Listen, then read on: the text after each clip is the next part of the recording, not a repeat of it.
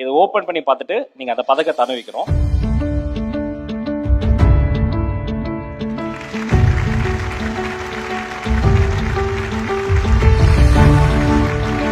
அவங்க 7 கோடி ரூபாய் நிலத்தை கொடுத்தாங்கல்ல, அது எல்லாருக்கும் தெரியும். இதுவரை வெளியில தெரியாது. நான் சொல்றேன், ரொம்ப நெருங்கிய உறவினர் கூட கிடையாது. அவங்க கேட்டாங்கிறதுக்காக ஒரு கிட்னியை தானமா கொடுத்திருக்காங்க. இது உலகத்திலே யாரும் பண்ண மாட்டாங்க.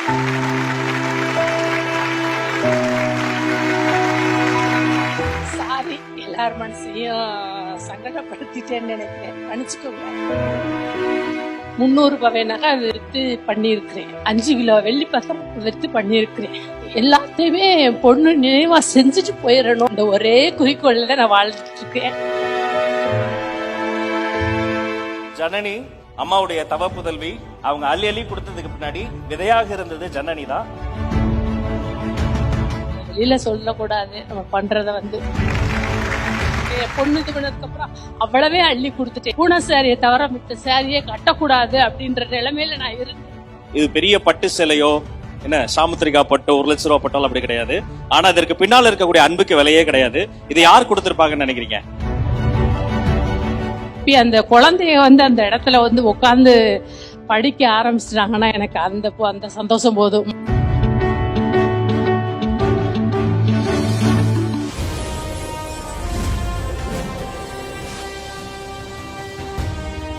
தர்மத்திற்காக தனது வாழ்வை அர்ப்பணித்துக் கொண்ட ஒரு மாபெரும் ஒரு ஆளுமைக்கான விருது. எத்தனை விருதுகள் கொடுத்தாலும் அவர் கொடுத்ததற்கு பக்கத்தில் கூட செல்ல முடியாது. அப்படிப்பட்ட ஒருவருக்கு விருது தருவதற்காக யார பிரசன்டரா மேடை கூட போறீங்க? எந்த துறையில இருந்தாலும் அந்த துறைக்கு ராஜனா இருக்காரு.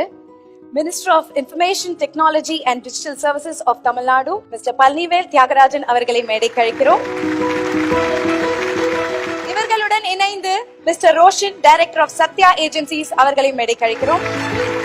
இவங்க கையால அந்த விருதை வாங்க போகிற தர்ம தேவதை யார் அவர்? வாங்க ஏவில பார்க்கலாம்.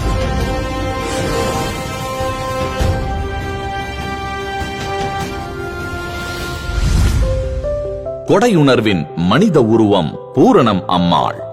7.5 கோடி ரூபாய் மதிப்புள்ள நிலத்தை சத்தமே இல்லாமல் அரசு பள்ளிக்கு பதிவு செய்து கொடுத்த அபூர்வ மனுஷி. மதுரை எம்பி சு வெங்கடேசனுக்கு இது பற்றி தெரிய வர நேரில் சென்று அவர் பாராட்டிய போதுதான் ஊருக்கே தெரிந்தது, உலகமே வியந்தது. மகள் பிறந்து 1.5 வருடங்களில் கணவரை இழந்தார் பூரணம் அம்மாள். இடிந்து போனார். இனி மகள்தான் உலகம் என்று வாழத் தொடங்கினார். நிலப்புலன்கள் அதிகமிருந்தும் கணவர் பணிபுரிந்த கனரா வங்கியில் கிடைத்த கிளார்க் வேலையில் சேர்ந்தார். பூரணம் அம்மாளும் மகள் ஜனனியும் உதவுவதில் பெருவிருப்பம் கொண்டவர்கள்.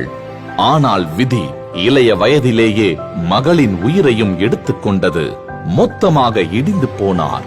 ஜனனியின் நினைவாகவும் அவரது கொடை குணத்தின் நீட்சியாகவும் கொடிக்குளம் அரசு பள்ளிக்கு 7.5 கோடி மதிப்புள்ள நிலத்தை வழங்கினார் பூரணம் அம்மாள். இழப்பும் துயரமும் உழைப்பும் பாசமும் கொடையுமாக நிற்கும் இந்த பெண் பாரிக்கு தர்ம தேவதை விருது வழங்கி நன்றி நவிழ்கிறது அவள் விகடன். தர்ம தேவதை ஆயுள் அம்மா, ஒரு நல்ல கைத்தட்டலுடன் அவங்களை மேடை கழிக்கலாம்.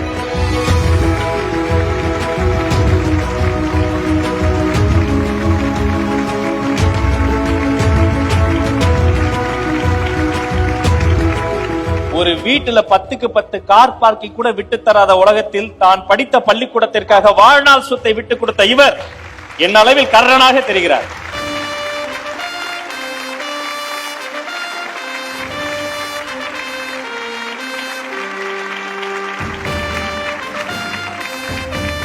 அண்ட் இது மட்டும் இல்லாம சத்யா ஏஜென்சிஸ் வழங்கும் உங்களுக்கு ஒரு கிஃப்ட் ஹேம்பரும் இருக்குமா.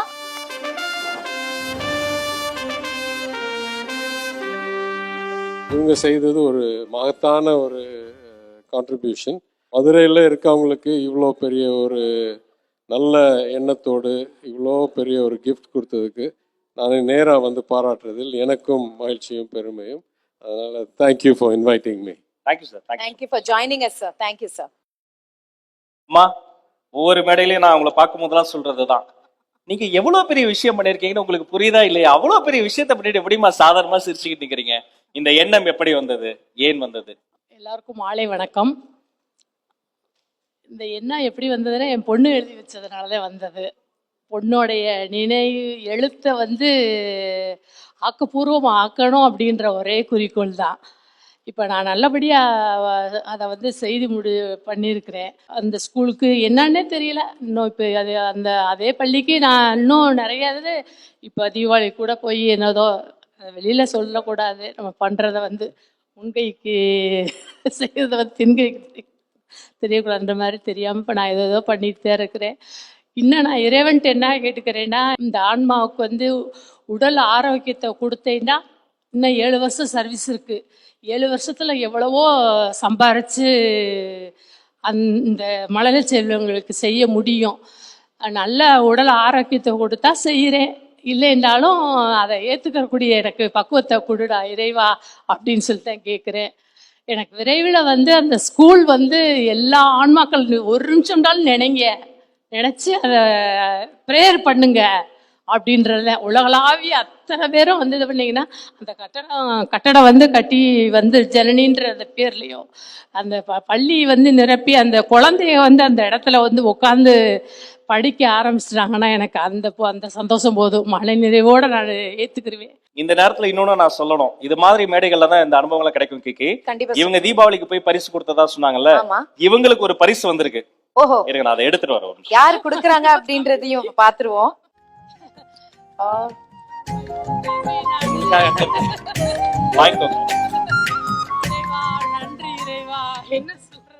சரி, இது வந்து ஒரு அழகான சேலை.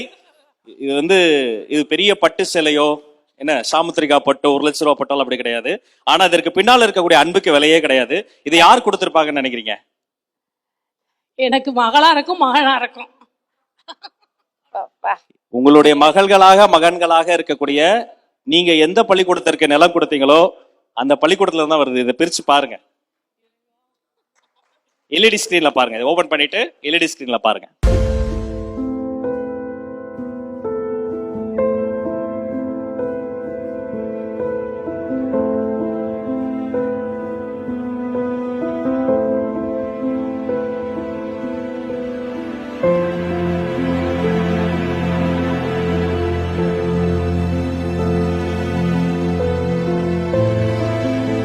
ஸ்கூலுக்கு நிலம் கொடுத்த பூனா அம்மாவுக்கு ரொம்ப நன்றிகள். அவங்க விகடன் விருது வாங்கினால எங்கள் ஸ்கூல் சார்பாக ஒரு சின்ன கிஃப்ட். அவங்களுக்கு மிகவும் அன்பான வாழ்த்துக்கள். ஒடிக்குளம் நடுநிலை பள்ளியில் இருந்து அந்த செல்வங்கள் சேலையை கொடுத்திருக்கிறாங்க. உங்களுடைய மன உணர்வு எப்படி இருக்கு சொல்லுங்க. நம்ம போதும் போதும் அப்படின்னு சொல்லி நினைக்கிறோம் பாருங்களேன். இந்த அதாவது எல்லாமே போதும், எனக்கு நிறைவுன்னு நம்ம நினைக்க இறைவன் கொடுத்துட்டே இருக்கிறான் எல்லா விஷயத்துலையுமே. எனக்கு போதும் அப்படின்னு இது பண்ணிட்டு இருக்கிறேன். இப்போ இந்த வேற நிலங்கள் வருது, அது எங்கள் வீட்டுக்கார் வீட்டு சைடில் இருந்து நிலங்கள் இது பண்ணுது. அதை ஏதோ ஒரு நல்ல இது பண்ணலாம் அப்படின்னு சொல்லிட்டு அதை முயற்சி பண்ணிட்டு இருக்கிறேன். அதுக்கப்புறம் பார்த்தீங்கன்னா எந்த ஒரு விஷயம்னாலும் சரி, சாப்பாடாக கூட இருக்கட்டும், நம்மளுக்கு போதும் அப்படின்னா இன்னும் வந்துக்கிட்டே தான் இருக்குது. அப்போ அந்த அளவுக்கு பாருங்க, நான் சாரி என்ன 2 பீரோவில் வச்சு என் பொண்ணு இது பண்ணதுக்கப்புறம் அவ்வளவே அள்ளி கொடுத்துட்டேன். வேண்டாம், நம்மளுக்கு வந்து எதுவுமே இருக்க கூடாது, நம்ம பூனை சாரியை தவிர மித்த சாரியே கட்டக்கூடாது அப்படின்ற நிலைமையில நான் இருந்தேன். இந்த சாரி வந்து இந்த சாரி எடுத்து கொடுத்தது யாரு, இந்த சாரி கொடுத்தது யாரு தெரியுங்களா? உதயநிதி என்னைய வீட்டுக்கு பார்க்க வந்தாப்ல இல்லைங்களா, உதயநிதி கொடுத்த சேலை. அன்னைக்கு அமைச்சர் கல்வித்துறை அமைச்சர் மகன், மூத்த மகன் உதயநிதி, 2வது மகன் எனக்கு கல்வித்துறை அமைச்சர். இதுதான் சொல்லுவேன் பார்த்துக்குங்க. அந்த அளவுக்கு வந்து எங்க ஃபேமிலியிலே சொல்லுவாங்க, உங்க பையனை காணாம் அப்படின்னு சொல்லுவாங்க. இன்னைக்கு பாருங்க, பையனும் வந்துட்டு போயிட்டாப்புல, அந்த பொண்ணும் வந்துட்டு போயிட்டாங்க.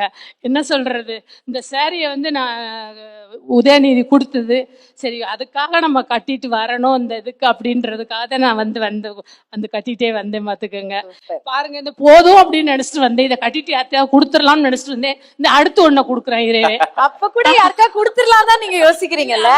அதுதான் இப்ப நான் அதெல்லாம் கட்ட போற மாட்டேமா, யாருக்காவது கொடுக்கணும். கத்துக்கிற ஒரு விஷயம் நினைக்கிறேன், கண்டிப்பா கத்துக்கணும். என்னுடைய வாழ்க்கைக்கு எல்லாமே போதும் அப்படின்னு நினைக்கிறேன். நீங்க வாழ்றவங்க சந்தோஷமா வாழ்ந்துட்டு மீதத்தை இருக்கிறத நீங்க வந்து மனசோட வந்து 1 ரூபாய்னாலும் ஒரு செய்யுங்க அப்படின்றத நான் வந்து கேட்டுக்கிறது வந்து சரிங்களா.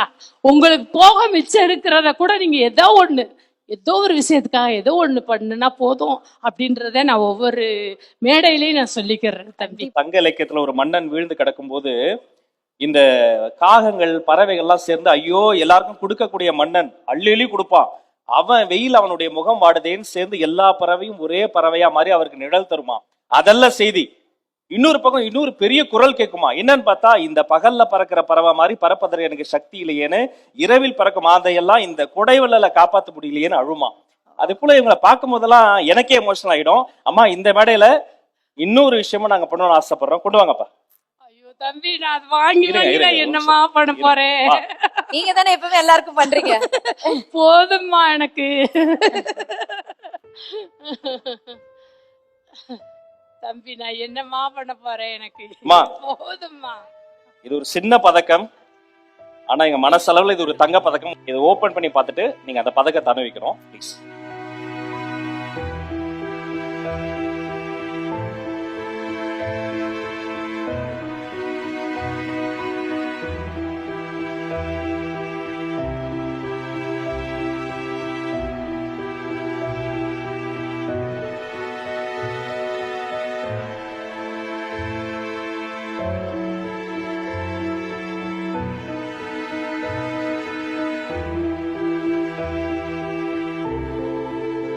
ஜனனி அம்மாவுடைய தவ புதல்வி, இந்த மண்ணுல இல்லைன்னு சொல்லவே முடியாது. அவங்க அள்ளி கொடுத்ததுக்கு பின்னாடி விதையாக இருந்தது ஜனனி தான். நீங்க பதக்கத்தை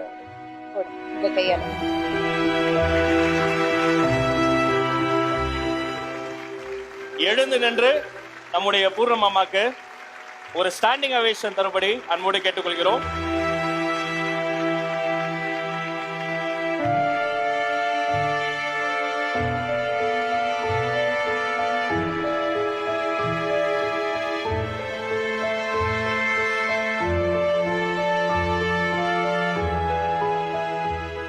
நான் உங்களுக்கு முத்தம் தரேன். ஒரு பொண்ணா என்ன எடுத்துக்கங்க. நான்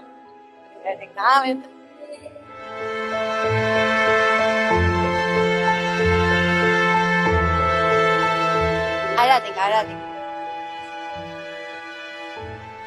சாரி, எல்லார் மனசையும் சங்கடப்படுத்திட்டேன்னு நினைக்கிறேன், மன்னிச்சுக்கோங்க. எல்லார் வீட்லயும் ஒரு ஒரு கஷ்டம் இருக்கும், ஒரு ஒரு இது இருக்கும். இருந்தாலும் என் பொண்ணு பட்ட துன்பமெல்லாம் போதும், அதோட போதும். 32 இறப்புன்றது ஒரு உடம்பு சரியில்லாமலோ ஒரு இது பண்ணி இறந்தாங்களோன்றாலும் ஒன்று தெரிஞ்சிடாது. ஒன்றாது என் பொண்ணு இந்த அதனுடைய இது எல்லாமே இந்த மாதிரி ஒரு நல்ல செயலுக்காக செய்யணும். 300 பவையனாக அது விற்று பண்ணியிருக்கிறேன். 5 கிலோ வெள்ளி பத்திரம் விற்று பண்ணியிருக்கிறேன். வெர்னாக்காரு 16 லட்சத்துக்கு வாங்கி அதெல்லாம் வெளியில் பண்ணியிருக்கிறேன். குழந்தைகளுக்காகவும் மன வளர்ச்சி குன்றியவர்களுக்காகவும் எதுக்கோ ஒரு இதுக்கு நல்ல விஷயத்தை பண்ணியிருக்கேன். ஆனால் ஒவ்வொரு நிமிஷம் நினைப்பேன், நம்ம பொண்ணு நம்மளை விட்டுட்டு போயிடுச்சு அப்படின்னு சொல்லிட்டு. அடுத்த செகண்டு இந்த ஒரு உயிரை நான் போகும்போது எந்த இதையுமே நம்ம வச்சுட்டு போகக்கூடாது, எல்லாத்தையுமே என் பொண்ணு நினைவாக செஞ்சுட்டு போயிடணும் அப்படின்ற அந்த ஒரே குறிக்கோளில் தான் நான் வாழ்ந்துட்டுருக்கேன். ஆனால் இந்த உழைக்கிறதே அந்த ஒவ்வொரு மாதம் சேலரியிலையுமே நான் எனக்கு என்ன வீடு இருக்குது, ஆட்டோக்கு செலவுக்கு தான், வேற ஒன்றும் கிடையாது. ஆனால் அதை ஃபுல்லாகவே நான் வெளியே தான் பண்ணிகிட்ருக்கேன், இன்னமும் பண்ணுவேன். அதான் ஆண்டவன்கிட்ட கேட்குறேன், எனக்கு உடல் ஆரோக்கியம் தான் கொஞ்சம் அதாக இருக்குது. உழைக்க கொடுத்தாருன்னு இது பண்ணி வச்சுக்கோங்களேன், இன்னும் காலம் எவ்வளவோ இதுக்கு கூட வர்றது ஒன்றும். அதுக்கு அப்படி நினச்சாருன்னா என்னை ஃபுல்லாக சர்வீஸ் ஃபுல்லாக இன்னும் 7 வருஷம் வைக்கிறாரா எப்படின்னு தெரில. அந்த இறைவன்கிட்ட கேட்போம். இந்த ஆனந்த விகடனுக்கு நான் என் பொண்ணை இந்த மாதிரி ஒரு சிலையா செஞ்சு இந்த கொடுத்து இது பண்ணி என்னைக்குமே எங்கள் ஃபேமிலியிலையும் சரி யாருமே இந்த இதை ஆனந்த விகடனை மறக்காத அளவுக்கு எனக்கு பண்ணி கொடுத்துருக்காங்க பாருங்க. அதை நான் என்ன சொல்றது, வாழ்க்கையிலே விடவே முடியாது.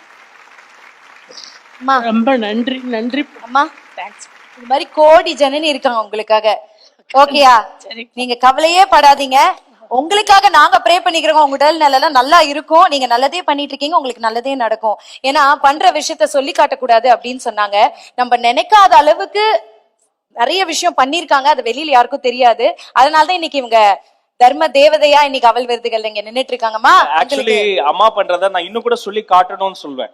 இப்படி வாழுங்க, இப்படி வாழலையே, இப்படி வாழலாமே அப்படின்னு இன்னும் சொல்லி காட்டணும். அது வந்து இன்னும் நீங்க நிறைய கொடுக்கணுமா? கண்டிப்பா கண்டிப்பா. அதே சொல்றேன்ல, என்னுடைய அந்த ஆன்மா போகும்போது ஒரு இது என்ன எதுவுமே இருக்கக்கூடாது. அது ஃபுல்லா எல்லாம் எதுக்காக ஒன்று பயன்படுத்திக்கிட்டே இருக்க, பயன்படணும் அப்படின்றத என்னுடைய குறிக்கோளே வந்து.